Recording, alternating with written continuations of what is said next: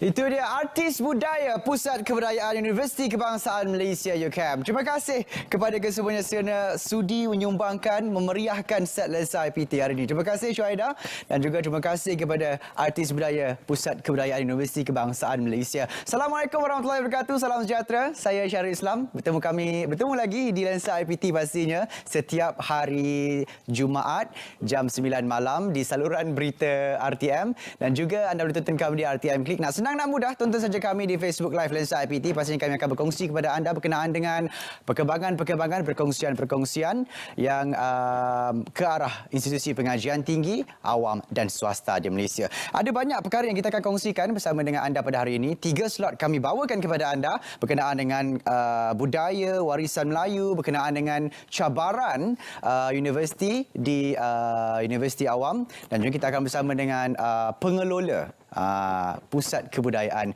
Universiti Kebangsaan Malaysia di hujung lensa IPT sendiri. Sebelum selepas ini, kita akan berehat seketika. Kembali selepas ini.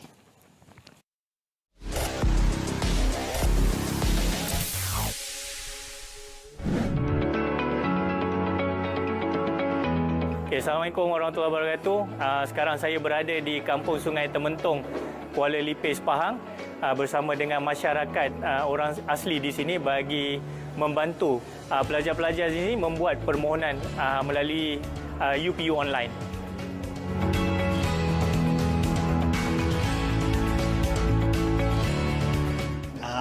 Terima kasihlah kepada pihak UMP, Poli, JPKK, UPU kerana orang kata kita bekerjasama dengan JAKUA lah untuk orang kata mengadakan program TVET lah, outreach TVET di kampung orang asli Sungai Tementong lah, suku Batik di sini. Jadi kita harap orang kata ada orang kata success story ya. InsyaAllah kita akan cubalah mana yang ni lah untuk orang kata beri sedikit sinar daripada pendidikan suku Batik lah sesuatu khasnya. Assalamualaikum warahmatullahi wabarakatuh.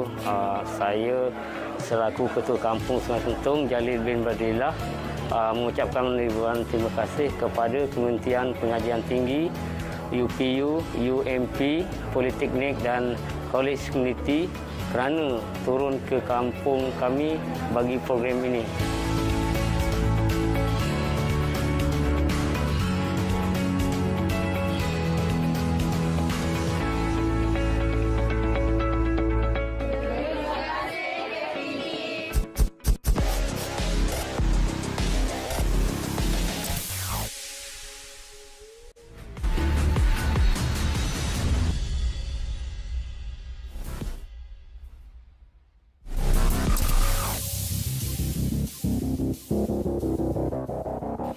Sedara 2 tahun kita dihimpit pandemik COVID-19.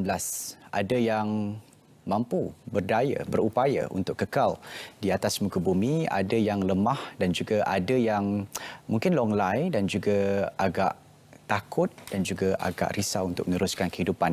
Banyak sebenarnya cabaran yang kita hadapi sepanjang tempoh COVID-19. Persoalannya, adakah kita berani menghadapi cabaran? Kita bersama dengan Profesor Dr. Haim Hilman Abdullah, Naib Chancellor Universiti Utara Malaysia UM. Assalamualaikum Prof. Waalaikumsalam warahmatullahi wabarakatuh. Prof, kalau kita tengok Prof, 2 tahun Prof kita dilanda pandemik COVID-19. Betul. Tapi saya nak tanyalah, UM apa khabar? Sihat? Alhamdulillah. Sihat Alhamdulillah. Alhamdulillah, warga UM terus bersemangat untuk meneruskan perjuangan. Alhamdulillah. Semangat tu yang kita nak sebenarnya sebab Prof Haim Abdullah pernah tular di TikTok, viral di TikTok berkenaan dengan kata-kata semangat yang dilontarkan di TikTok menjadikan pelajar-pelajar dan juga netizen yang menonton video itu semua terus semangat untuk teruskan kehidupan. Berbalik kepada topik berani menghadapi cabaran. Di awal pandemik COVID-19, apa antara kaedah UUM untuk terus kekal relevan pada dunia waktu itu? Pada ketika itu seluruh negara dalam suasana yang cukup mencemaskan dan kita sebagai sebuah institusi pengajian tinggi pastinya menyusun atur segala strategi berlandaskan kepada apa yang telah diarahkan oleh MKN, Majlis Keselamatan Negara. Dan di peringkat universiti sendiri kita telah menubuhkan jawatankuasa bencana yang melihat kepada perkara ini secara khususnya dan kita terus menyampaikan mesej-mesej kepada warga kampus agar kekal bertenang dan mengambil langkah-langkah yang sewajarnya bagi membolehkan aspek-aspek penularan ini dapat dibendung sebaik mungkin. Dan alhamdulillah boleh saya katakan pelajar-pelajar kita pada dasarnya memang kita rasa tertekan pada ketika itu kerana kita cukup bimbang dengan penularan yang cukup pantas, tapi alhamdulillah keadaan terkawal dan kita telah menjadi sebahagian daripada cerita kejayaan untuk sama-sama mengatasi kesukaran yang begitu besar yang melanda dunia. Dan we are part of that success story. Dalam cerita pengajian tinggi, tekanan dan kejayaan itu satu perkara yang berkait rapat, Prof. Betul. Tapi kalau ikutkan dalam segi kesihatan agak terganggu, sektor kesihatan agak terganggu, apatah lagi sektor pengajian tinggi yang kita kata antara penyumbang kepada pekerja-pekerja ataupun petugas barisan harapan di Malaysia. Dan apa antara langkah untuk berikan mereka ini terus kekal untuk menerima keadaan yang sedia ada waktu itu? Penerimaan warga universiti, penerimaan warga dari kalangan staf, pelajar, bagaimana? Kita pada masa itu pada dasarnya apabila COVID-19 menular dengan pantas, kita seluruh warga kampus telah mengambil langkah-langkah untuk mempersiapkan diri kita secara khususnya sebagai individu dan kelompok warga kampus itu sendiri. Dan dengan kata lain, kita telah bersama-sama dengan masyarakat sekitar. Malahan kita telah menjadi PVV yang mana kita telah menjadi pusat pemberian vaksin untuk daerah Kubang Pasu. Ribuan warga Kubang Pasu telah datang dan kita berikan perkhidmatan ini percuma. Malahan kita telah menyediakan barisan sukarelawan di kalangan pelajar-pelajar kita, staf kita, yang saya cukup kagum apabila melihat kita sebenarnya mempunyai hati-hati yang mulia, hati-hati yang cukup suci untuk membantu masyarakat di luar sana, termasuklah warga kampus. Jadi inilah satu nilai yang telah kami tanamkan sejak puluhan tahun penubuhan Universiti Utara Malaysia ini. Kita telah berusia 38 tahun dan kita sentiasa menjulang tinggi akan moto kita, ilmu, budi dan bakti. So alhamdulillah UM telah melakukan yang terbaik dalam usaha untuk membantu negara dalam menangani COVID-19. Prof, saya percaya semangat dan juga rangka kerja Prof di UM mampu membuahkan hasil yang lumayan di UM sendiri. InsyaAllah. Amin. Kalau kita ikutkan Prof, daripada 2 tahun sebelum pandemik, kalau kita ikutkan sebelum pandemik, kita sama-sama dengan dunia teknologi. Kita agak malu-malu kucing, kita kata. Tapi beralih 2 tahun, kita boleh katakan kita di dunia metaverse. Kita semuanya digital. Bagaimana UM terus kekal konsisten untuk memberikan kualiti yang terbaik kepada pelajar? Alhamdulillah, kita apabila COVID-19 melanda, it's a wake-up call kepada semua pensyarah dan juga pelajar-pelajar kita. Maka kita telah menggerakkan segala jentera kita untuk membantu pelajar-pelajar kita untuk dapat terus belajar. Dan apa yang saya boleh katakan ialah kita telah berubah 360 darjah dalam konteks di mana kampus ditutup dan pembelajaran berlaku secara online sepenuhnya. Jadi kita telah membeli segala keperluan dan peralatan yang diperlukan bagi membolehkan pembelajaran secara online ini dilakukan. Namun demikian, kita terus melangkah ke hadapan bukan hanya ketika COVID-19, kita melihat sebenarnya ini adalah satu walaupun dia dilihat sebagai satu bencana ataupun ini, tetapi dalamnya ada hikmah yang tersendiri yang Allah ingin sampaikan. Di mana kita boleh melihat inilah satu platform yang boleh kita sebagai sebuah universiti untuk menyebarkan ilmu itu kepada lebih luas lagi masyarakat di luar sana. Dengan adanya teknologi yang kita adaptasi hari ini, di mana kelas-kelas kita, kuliah-kuliah kita terus diperkasakan dan kita telah bergerak ke arah mempertingkatkan accessibility secara online untuk dewan-dewan kuliah kita. Jadi pembelajaran secara hybrid ini sedang kita gerakkan secara menyeluruh dan insya-Allah kita akan dapat melihat peranan Universiti Utara Malaysia ini akan lebih besar dalam mendidik anak bangsa kita dan negara insya-Allah. 2 tahun Prof, saya nak tanyalah, nak korek sikit rasa. Dalam 2 tahun tu apa tempoh, di manakah tempoh yang paling tegang dalam organisasi UUM sendiri? Maksudnya dari segi mungkin waktu itu memang katanya dah hampir buntu idea. Kita pada dasarnya, kita adalah sebuah universiti yang 70% pelajar datang daripada keluarga miskin. Dan saya ingin katakan bahawa kita bangga memiliki anak-anak ini. Walaupun mungkin orang melihat dari sudut lain, tapi saya melihat inilah anak bangsa yang cerdik tetapi datang dari keluarga yang susah. Ya. Jadi kita mengambil segala inisiatif, kita mengumpul sedaya mungkin tenaga kita dan alhamdulillah banyak sektor-sektor yang datang meluarkan bantuan. Yang paling getir adalah untuk membantu anak-anak kita ini mempunyai komputer mereka sendiri. Dan kita telah berjaya membantu memberi banyak komputer-komputer ini kepada golongan yang memerlukan ini. Dan alhamdulillah sesi pembelajarannya dapat dijalankan seperti yang kita harapkan. Dengan kata lain, apa yang ingin saya katakan di sini ialah apa juga cabaran yang kita hadapi di Universiti Utara Malaysia ini, kita melihatnya daripada sudut bahawa kita sebagai institusi tidak boleh mengalah dengan apa juga kekangan yang ada. Sebagai sebuah universiti, kita ditempatkan golongan-golongan yang Allah telah pilih. Hati-hatinya saya doakan semoga kita sentiasa mulia hati kita, iaitu untuk mengupayakan anak bangsa. Jadi dalam kes ini saya berterima kasih kepada banyak syarikat-syarikat di luar sana, agensi-agensi yang telah mengulurkan bantuan, di samping juga Kementerian Pengajian Tinggi sendiri telah menyalurkan bantuan dan juga dengan kata lain kita dapat mengumpulkan dana yang boleh kita agihkan kembali untuk membantu anak-anak kita ini, khususnya daripada golongan B40. Malahan tuan, apa yang kita lakukan ialah ketika mana kampus kita semi lockdown, ketika itu anak-anak kita yang belajar di luar-luar bandar, contohnya di kampung-kampung menghadapi kesukaran untuk akses internet, kita panggil mereka pulang ke kampus.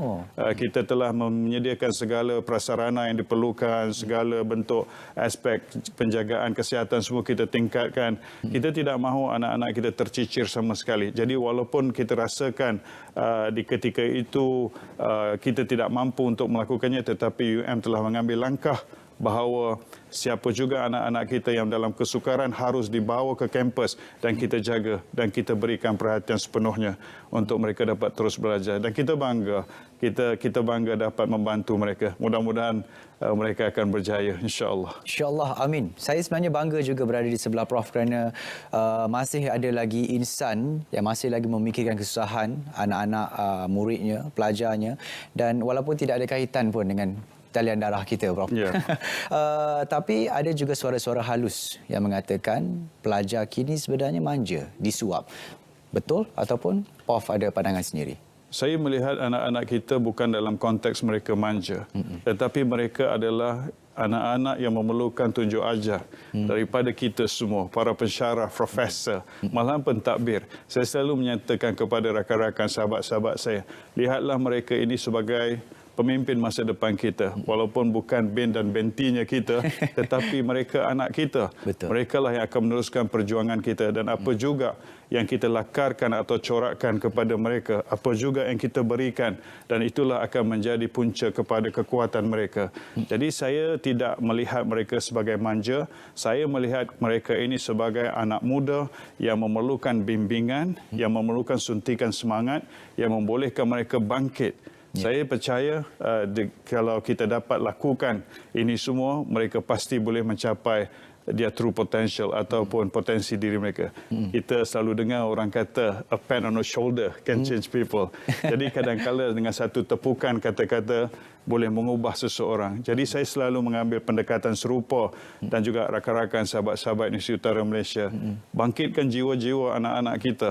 Mereka datang dengan harapan dan saya selalu menyatakan kepada sahabat-sahabat semua, rakan-rakan pensyarah, janganlah kita memberi harapan palsu. 4 tahun mereka datang untuk berguru. Pastikan mereka menjadi kebanggaan kita. Allah. Dan we hope one day apabila mereka telah meninggalkan universiti, mereka akan bicara kepada siapa juga di sini mereka. Mereka kata mereka berterima kasih kepada Universiti Utara Malaysia. Kerana universiti inilah yang telah mengubah destiny mereka menjadi orang berjaya, kebanggaan agama, bangsa dan negara. Ya, baik. Astaghfirullahalazim. Saya terkedu mendengar. Saya rasa mungkin selepas ini UM akan terus cemerlang, gemilang, unggul di mata Malaysia bahkan antarabangsa.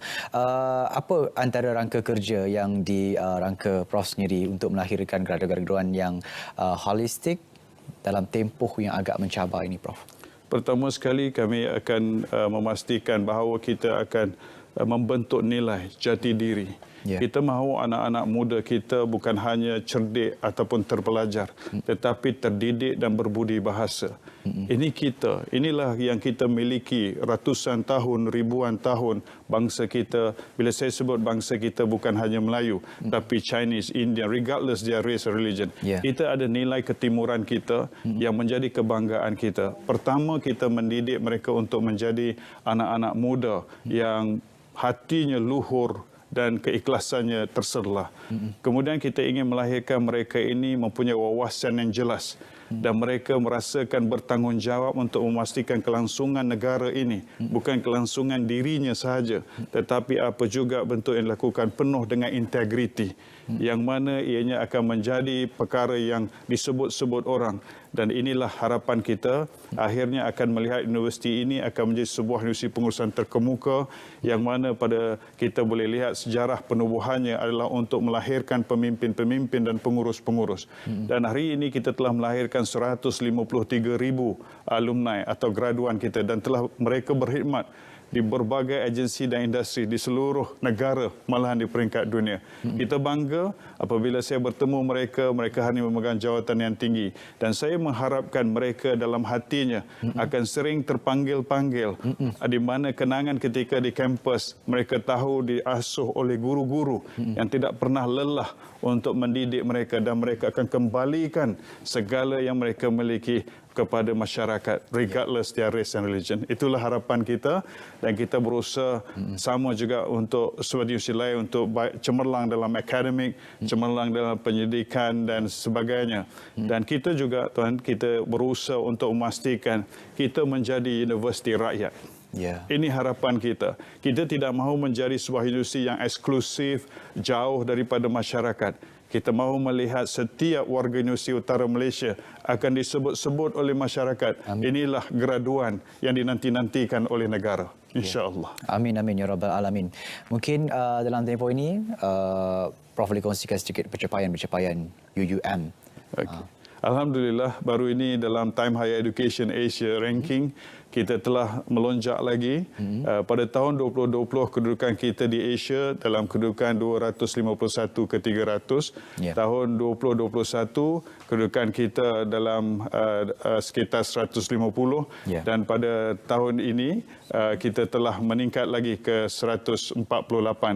Jadi dengan kata lain, kita terus mengorak langkah, malahan di peringkat dunia juga kita telah berada di kelompok antara 500 terbaik dunia dalam ranking QS World University Ranking. Kita tidak mengejar ranking. Saya ingin menekankan di sini. Yang kita usahakan adalah untuk mengejar kecemerlangan.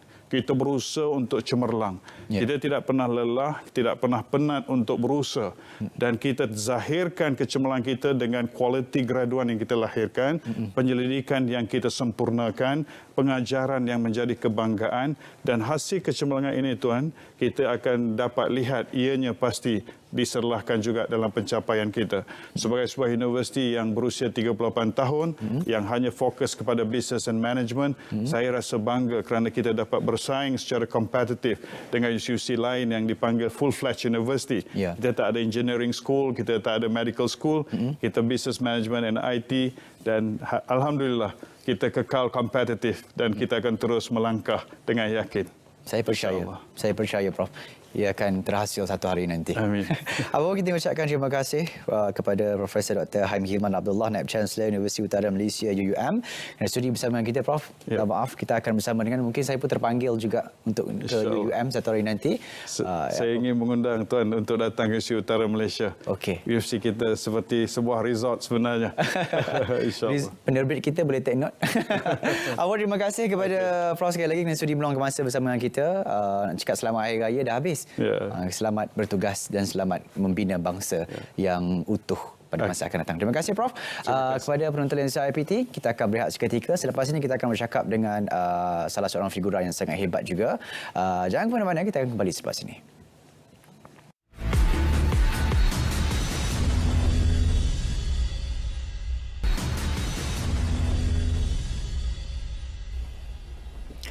Saudara, mutakhir ini masyarakat kita terutamanya golongan muda lebih gemar menikmati hiburan dari negara asing. Tak boleh dinafikan.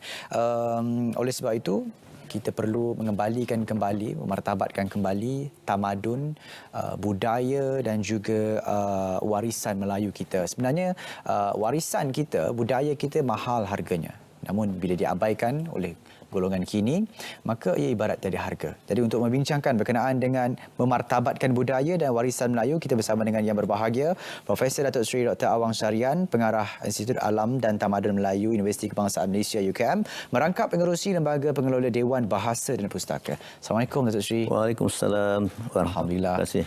Kalau kita lihat di sini, Datuk Seri memang menyerlah. Datuk Seri, berkenaan dengan budaya dan warisan, apa sebenarnya makna budaya dan warisan yang perlu kita martabatkan? Ya, terima kasih. Budaya satu cara kehidupan yang menyeluruh. Ya. Menyentuh soal kesenian, soal seni bina, soal bahasa, soal sastra. Boleh kita dapat pecahkan pada dua kategori. Satu yang dikatakan unsur budaya tampak atau ketara, dan satu lagi unsur budaya yang tak ketara. Yang ketara kita lihat seni bina, kita lihat juga tarian, tapi yang tidak tampak soal pemikiran, falsafah, itu sama-sama penting. Jadi oleh sebab itu ini sebagai satu warisan bangsa, sesuatu tamadun sangat penting dipelihara, yang aspek ketara dan juga tak ketara, ya. Jadi aspek yang tak ketara dulu, macam mana kalau untuk kita nak bangkit kembali isu falsafah pemikiran orang dulu, Ya, yang kini macam mana? sebagai contoh soal budi bahasa, Ya. itu tidak ketara kerana ada dalam pemikiran. Apabila seorang itu berfikir dalam konteks Common sense. menzahirkan budi itu melalui bahasa. Jadi dalam pemikiran itu ada kejernihan, ada kehalusan, ada kemurnian. Jadi itu dizahirkan dalam bentuk bahasa yang santun, hormat menghormati kepada yang tua, bahkan kepada yang itu dikatakan dalam peribahasa kita, yang tua dihormati, yang muda disayangi. Ya. Itu memancarkan unsur warisan budaya yang tidak ketara. Ya. Baik, kadang ingin menegur pun dalam kiasan bahasa. Betul, maka itu pantun, peribahasa sangat penting. Itu sebenarnya perlu diangkat.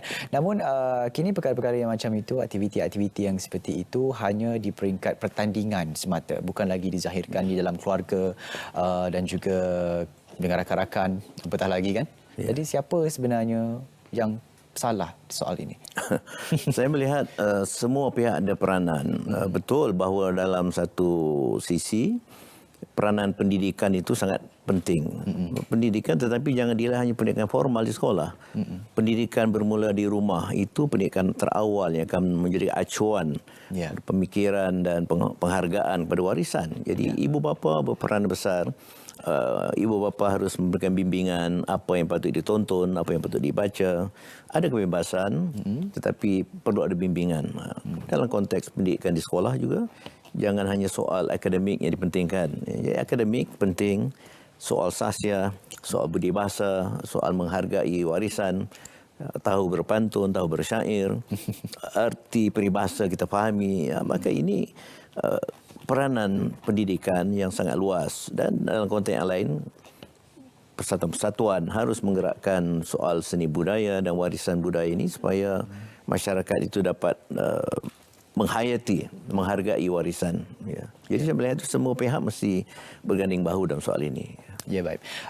Saya dapat lihat ini dari segi konteks diibaratkan seperti muka bumi juga. Ya. Muka bumi ini alam floranya perlu kita pelihara, sama juga seperti warisan budaya bangsa perlu untuk kita memelihara dan memulihara. Ya. Jadi dalam konteks budaya dan warisan, Datuk Seri, apa sebenarnya yang perlu kita pegang, golongan yang maknanya ada mungkin 20% yang sedar perkara ini adalah penting, dan mungkin 80% itu mungkin kurang sedar. Jadi macam mana untuk kita sama-sama rancakkan kembali, selain daripada berganding bahu itu tadi, apa antara aktiviti-aktiviti yang boleh dijalankan?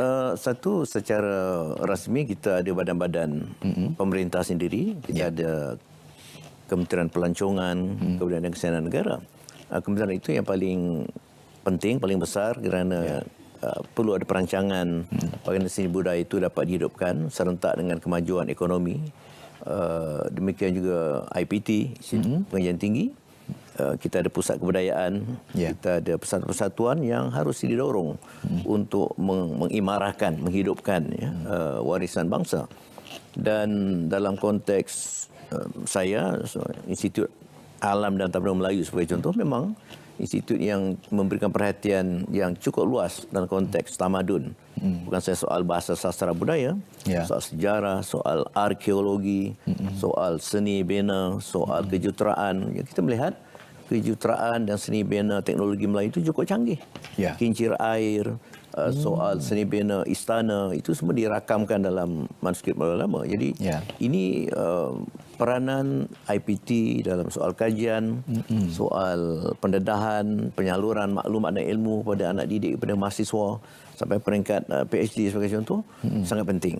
Dari segi satu lagi, di segi Dewan Bahasa Pustaka, melalui kegiatan bahasa, sastra dan penerbitan, saya kira ini dapat disalurkan kepada masyarakat dengan lebih terancang. Saya ada baru-baru ini melihat menonton satu artikel berkenaan dengan seni bina rumah Melayu, Datuk Seri. Daripada atap, bumbung, lantai, semuanya memainkan peranan supaya rumah itu kuat dan juga sejuk. Jadi itu sebenarnya unik untuk kita. Itu teknologi tradisi. Kalau kita ikutkan sebagai Datuk Seri sendiri sebagai pengarah Institut Alam dan Tamadun Melayu ATMA Universiti Kebangsaan Malaysia UKM, apa antara langkah ataupun program aktiviti yang telah ataupun akan dijalankan? Ya, seperti dikatakan, Institut Alam dan Tamadun Melayu ataupun ATMA ini yang sebenarnya sudah berusia tahun ini sudah menjangkau 50 tahun dari penubuhan pada tahun 1972. Jubli emas. Sudah masuk Jubli emas. Jadi di samping program akademik yang saya katakan tadi, kita melihat bagaimana perlu ilmu itu disalurkan, dikaji. Sebagai contoh, kita melihat warisan kita yang hampir-hampir terbiar. Geopark sebagai contoh, warisan muka bumi kita yang sebenarnya patut dipelihara. Ini juga dapat menjadi sebahagian daripada sumber pelancongan, sumber pekerjaan. Baru-baru ini kami mengadakan kenduri budaya.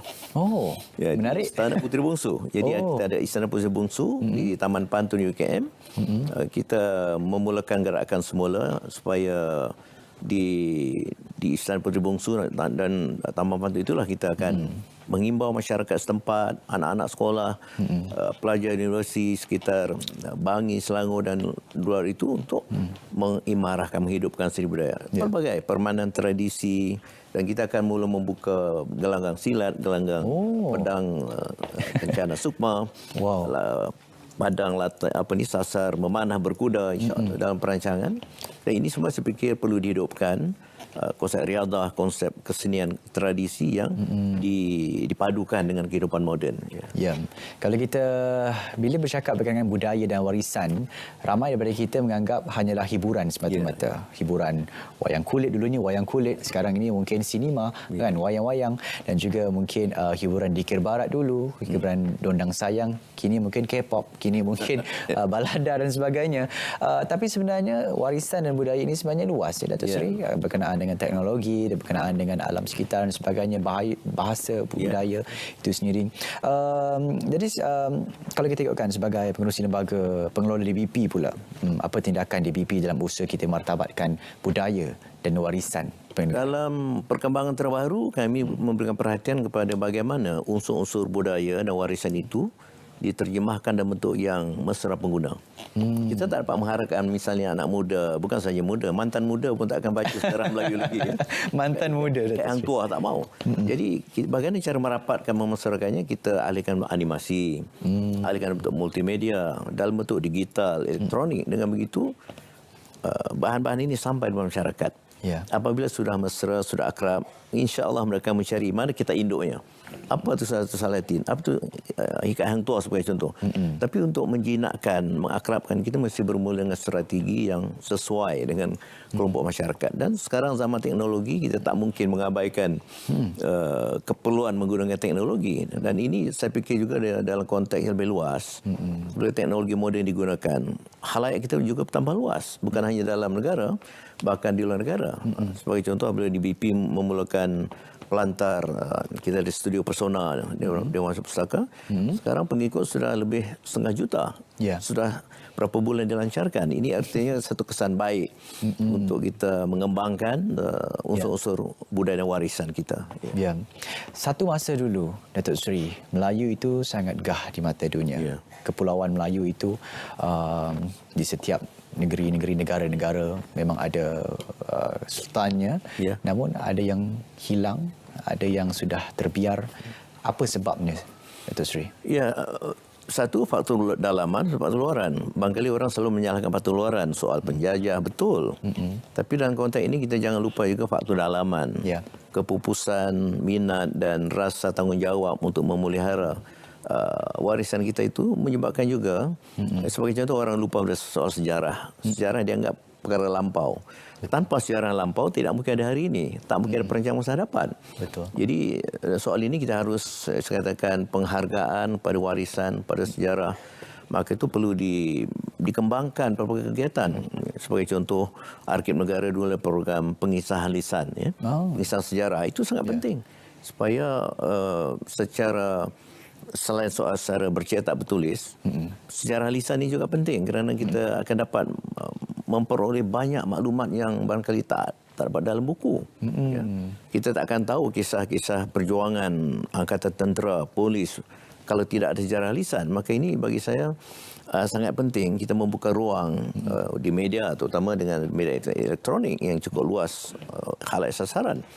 Jadi itu pada hemat saya kita mesti menggerakkan ini sebagai sesuatu yang secara berstrategi lah. Secara sedar pihak-pihak kementerian dan juga Kementerian Komunikasi dan Multimedia juga sangat besar peranannya dalam menjadi, saya membayangkan kalau ada program dokumentari seperti yang dalam bahasa Inggeris, Discovery ataupun katakan National Geographic, edisi untuk alam Melayu.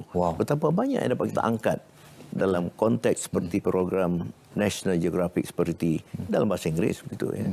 Boleh kita utarakan. Boleh kita rangka satu kertas kerja mungkin. Mudah-mudahan. Atma boleh membantu insyaAllah. Kalau kita bercakap berkenaan warisan budaya, sekali lagi, warisan ini sangat mewah. Dan juga Melayu itu sendiri merupakan satu bangsa yang agung di masa dulu. Kini penerimaannya kurang. Dan cara Atma saya rasa agak cekap, agak cakna tentang apa yang berlaku kini. Namun penerimaan golongan kini itu bagaimana? Walaupun dah dicetak dalam media elektronik, sudah dimasukkan ke media-media digital dan sebagainya. Ya, ini soal bagaimana kita, seperti juga dakwah lah, ya. Kita tak boleh mengatakan masyarakat harus menunggu, kita yang pergi kepada masyarakat.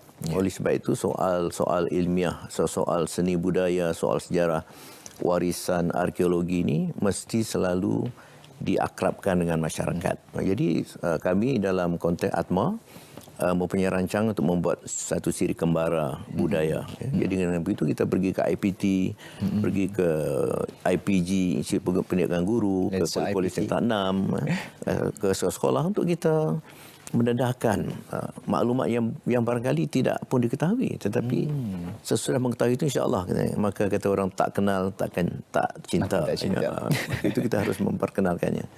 Saya kira kembara budaya ini penting, dan soal memberikan ilmu satu, dan juga memberikan kesedaran tentang penghargaan kepada warisan, termasuk warisan alam semula jadi kita juga.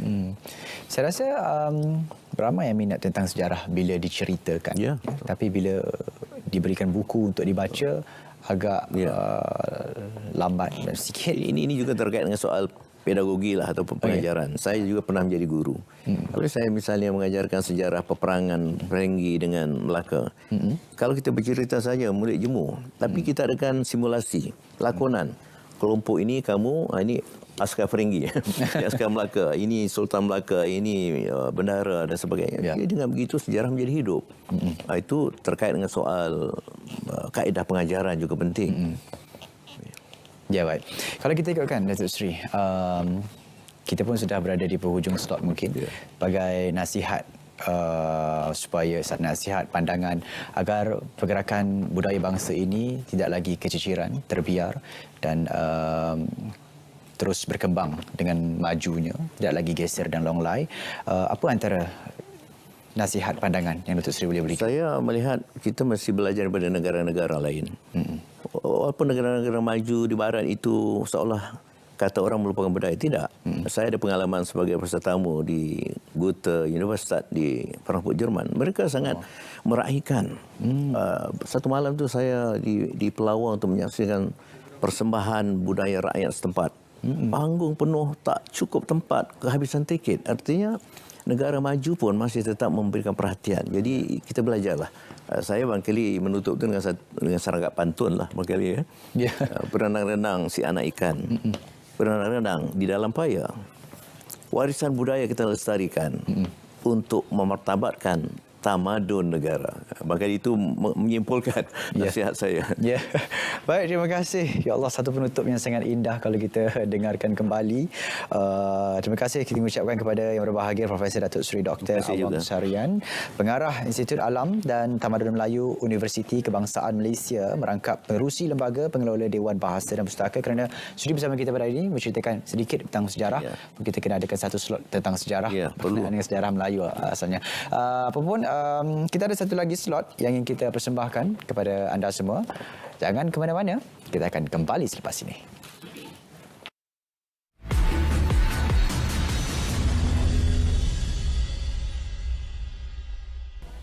Sedara kalau tadi kita bercakap berkenaan dengan mertabatkan budaya dan warisan Melayu, kini kita persembahkan kepada anda berkenaan dengan seni tradisi Melayu. Menghargai sebenarnya seni tradisi Melayu bukanlah tugas yang mudah, tatkala generasi kini semakin cenderung ke hiburan-hiburan asing seperti hiburan-hiburan barat dan sebagainya.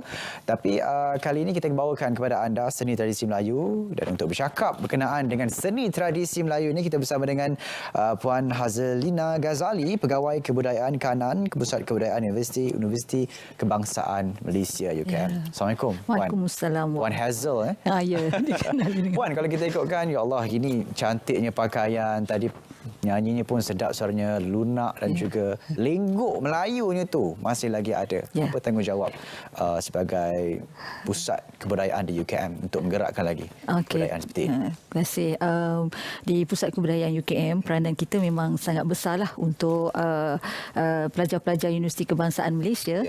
Dan peranan kita selain daripada kita menguruskan aktiviti pelajar itu, tetapi paling utama adalah kita cuba melestarikan warisan budaya itu sendiri, dan juga kita mengangkat supaya pelajar-pelajar mengenali warisan mereka, dan itu adalah identiti kita sebagai rakyat Malaysia, untuk kita mengetahui kita punya asal usul kita dari mana. So itu peranan kami, banyak membuat aktiviti. Kita juga ada kelas-kelas, bimbingan kelas tentang peranan utama sebagai pelajar, apa yang mereka perlu tahu, kerana mereka merupakan orang kata pemimpin-pemimpin di masa hadapan. Jadi itulah tujuan kita, peranan kita sebagai pusat kebudayaan untuk melestarikan lagi warisan budaya Melayu ini. Ya, itu dari segi peranan di bahagian organisasi. Penerimaan pelajar macam mana?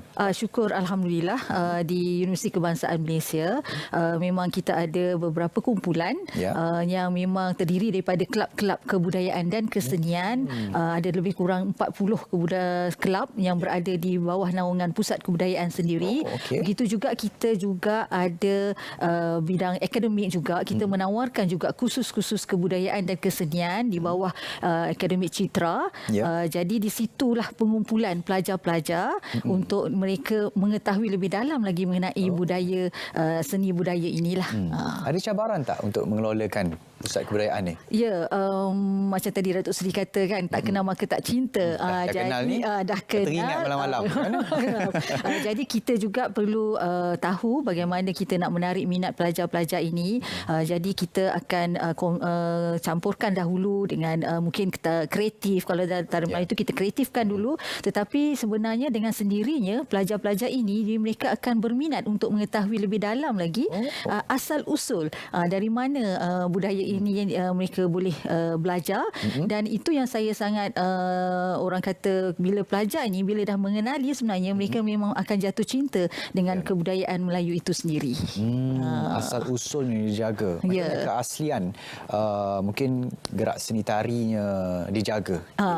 Di Pusat Kebudayaan UKM kita memang akan pastikan kita adakan bengkel dan kita akan panggil tokoh-tokoh yang dalam bidang itu untuk memberi orang kata pengajaran kepada artis-artis budaya kita dahulu sebagai kita kata training TOT lah. So kemudian dari situ mereka akan juga mencurahkanlah ilmu itu kepada pelajar-pelajar universiti. So bermakna ianya akan berada orang kata dalam jangka masa yang lama. Jadi kita juga ada juga pergi ke kawasan-kawasan di mana asalnya contoh kalau tarian ke kalau muzik itu kita pergi ke sana untuk kita buat sedikit penyelidikan lah yang mungkinnya, dan itu akan memberikan kita orang kata simpanan untuk kita mengetahui lah dari orang kata sejarah kesenian tersebut. Dari segi suara saya tahu siapa. Cik Iskandar. Dia memang pakar buat suara. Guru vokal kita jugalah. Saya kenal daripada Universiti Kebangsaan Malaysia juga. Mungkin kita nak berikan ruang sebentar nanti untuk mereka buat performance. Apa antara nasihat, pandangan dan juga harapan supaya tradisi ini sebenarnya lebih ramai lagi yang meminati tradisi kita Melayu, bukan sahaja pelajar Melayu, bukan saja pelajar warga negara Malaysia di UKM, namun pelajar antarabangsa di UKM sendiri. Kami di Universiti Kebangsaan Malaysia memang akan menggalakkan pelajar-pelajar antarabangsa juga akan terlibat sama, dan kita adakan pertandingan, kita adakan aktiviti bersama mereka untuk mereka menarik minat mereka untuk bersama mengetahui budaya Melayu itu sendiri. Baik, itu antara penerangan berkenaan dengan seni tradisi Melayu. Terima kasih kepada Puan Hazel. Terima kasih. Puan Hazelina Ghazali, Pegawai Kebudayaan Kanan Pusat Kebudayaan Universiti Kebangsaan Malaysia UKM. Apapun kita sudah pun berada di penghujung rancangan. Penonton Lensa IPT terus menonton Lensa IPT tepat jam 9 malam di saluran berita RTM. Anda boleh tonton kami di RTM Klik. Nak senang, nak mudah, tonton kami di Facebook Live Lensa IPT. Jangan lupa untuk setiap kali hari Jumaat tu standby depan telefon. Share, kongsi bersama kawan-kawan anda di Facebook, dan pastinya kalau kita nak rangkumkan apa yang kita adakan persembahkan kepada anda pada hari ini, apa sahaja cabaran yang melintang, hadapinya dengan tenang dan berani. Jangan mengalah sebenarnya, jangan hanya pasrah, tapi bangkit bagi membantu diri sendiri dan keluarga dalam menaikkan taraf sosioekonomi keluarga dalam masa depan yang lebih terjamin, yang lebih gemilang, yang lebih unggul. Selamat berhujung minggu. Saya nak ucapkan kepada anda penonton Lensa IPT, saya Syarul Islam. Pentas ini, Puan Hazel, kita berikan kepada Pusat Kebudayaan Universiti Kebangsaan Malaysia.